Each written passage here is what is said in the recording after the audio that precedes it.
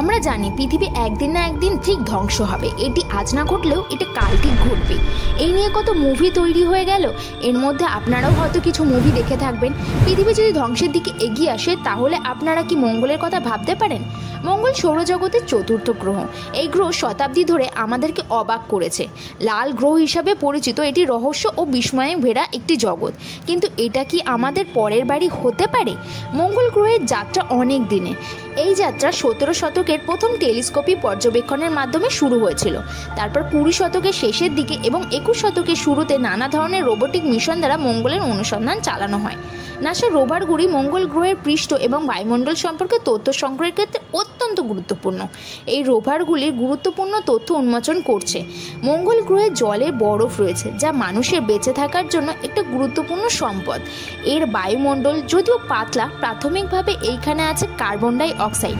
এই carbon die oxide উদ্ভিদ ব্যবহার করে আমাদের জন্য অক্সিজেন উৎপাদন করতে পারে এবং তখন মঙ্গল পৃথিবীর মতনই ঋতু অনুভব করবে। কিন্তু মঙ্গল গ্রহে বাস করা আমাদের ব্যাগ গুছিয়ে সেখানে যাওয়ার মতো এত সহজ না। লাল গ্রহ উল্লেখযোগ্য অনেক চ্যালেঞ্জে ভরা। চলুন সেই চ্যালেঞ্জগুলো কি দেখা যাক। প্রথমত, মঙ্গল গ্রহের বায়ুমণ্ডল পৃথিবীর তুলনায় 100 গুণ পাতলা। এখানে পৃথিবীর মতো কোনো প্রতিরক্ষামূলক চুম্বক ক্ষেত্র নেই।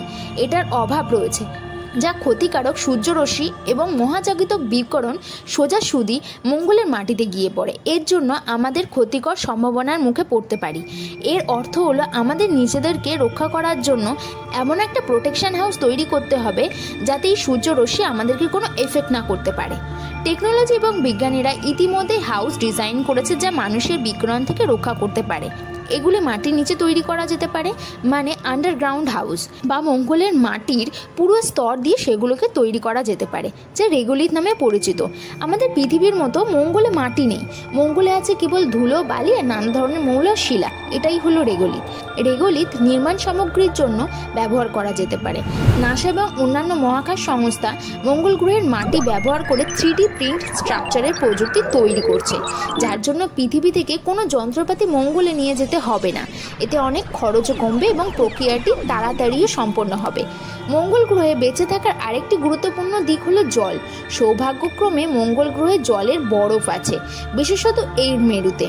বিজ্ঞানীরা এই জল আহরণের উপায় নিয়ে কাজ করছেন, যা পানীয় এবং ক্রমবর্ধমান খাদ্য, এমনকি শ্বাস প্রশ্বাসের বায়ু এবং রকেটের জ্বালানির জন্য অক্সিজেন এবং হাইড্রোজেনের রূপান্তরিত করতে ব্যবহার করা যেতে পারে। এই প্রসেস বরফ জলটাকে গলিয়ে জলীয় বাষ্পটাকে বার করে দিয়ে এটিকে খাবারের জন্য ব্যবহার করা যেতে পারে। মঙ্গল গ্রহে খাদ্য উৎপাদনের আরেকটা চ্যালেঞ্জ, কিন্তু একেবারে এটা অসম্ভব তা না। আমরা তো হ্যাঁকে না করার জন্যই বসে আছি। গবেষকরা মঙ্গল গ্রহের মাটিতে ক্রমবর্ধমান উদ্ভিদ নিয়ে পরীক্ষা নিরীক্ষা করছে। এটিকে প্রয়োজনীয় পুষ্টির সাথে সম্পূরক করে এবং হাইড্রোপনিক সিস্টেম ব্যবহার করে আমরা সম্ভাব্য বিভিন্ন ধরনের ফসল ফলাতে পারি। গাছপালা শুধুমাত্র খাদ্যের উৎস নয়, কার্বন ডাই অক্সাইডকে অক্সিজেনে পুনঃব্যবহার করতেও সাহায্য করে। এটি আমাদের থাকার জায়গাগুলিকে আরও বসবাসযোগ্য পরিবেশ করে তুলবে। মঙ্গল গ্রহের অন্বেষণ এবং কাজ করার জন্য উন্নত স্পেসস্যুটগুলি প্রয়োজন হবে, যা আমাদের চলাফেরা সাহায্য করবে, বিকিরণ থেকে সুরক্ষা দেবে, আরও জীবন ক্রিয়াকলাপের জন্য সহায়তা প্রদান করবে। মঙ্গল গ্রহে দূরে ঘোরার জন্য কোনো গাড়ির দরকার হতে পারে, যাকে দেখতে অনেকটা এইরকম হবে। মানুষের ব্যবহারের জন্য মঙ্গল গ্রহের রোভারগুলি এমনভাবে তৈরি করা হবে যাতে তারা রোভারের মধ্যেই কোনো স্যুট ছাড়া থাকতে পারে। মঙ্গল গ্রহে যাওয়া নিজেই একটি যাত্রা। বর্তমান মিশনগুলি সম্পন্ন করতে প্রায় 6 থেকে 9 মাস সময় নেয়। মহাকাশ সংস্থাগুলি মঙ্গলে ঘুরে কাজ করার সময় নানা রকম ক্ষতির সম্মুখীন হয় এবং আমাদের টেকনোলজি এতটা হাই করতে হবে যাতে সেই ক্ষতি আর না হয়। চ্যালেঞ্জের সত্ত্বেও মঙ্গল গ্রহে বসবাস স্বপ্ন আরও বাস্তব হয়ে উঠছে। আন্তর্জাতিক সহযোগিতা, প্রযুক্তিগত উন্নতি আর খোঁজ করার মন আমাদের স্বপ্নকে বাস্তবে পরিণত করার কাছাকাছি নিয়ে যাচ্ছে। মঙ্গল গ্রহে পা রাখার প্রথম মানুষই সম্ভবত জীবিত। সম্ভবত এই ভিডিওটি সে দেখছে। মানুষ কি মঙ্গলে বাস করতে পারে? চ্যালেঞ্জগুলি প্রচুর, তবে সব চ্যালেঞ্জই হার মানিয়ে আমাদের নতুন নতুন টেকনোলজি ব্যবহার করে আমরা একদিন এই অসম্ভবকে সম্ভব করবেই। আর আমরা একদিন এই লাল গ্রহে সবুজে ভরিয়ে দেবো। তাকে সাবস্ক্রাইব করুন, সাথে লাইক আর শেয়ার করা ভুলবেন না।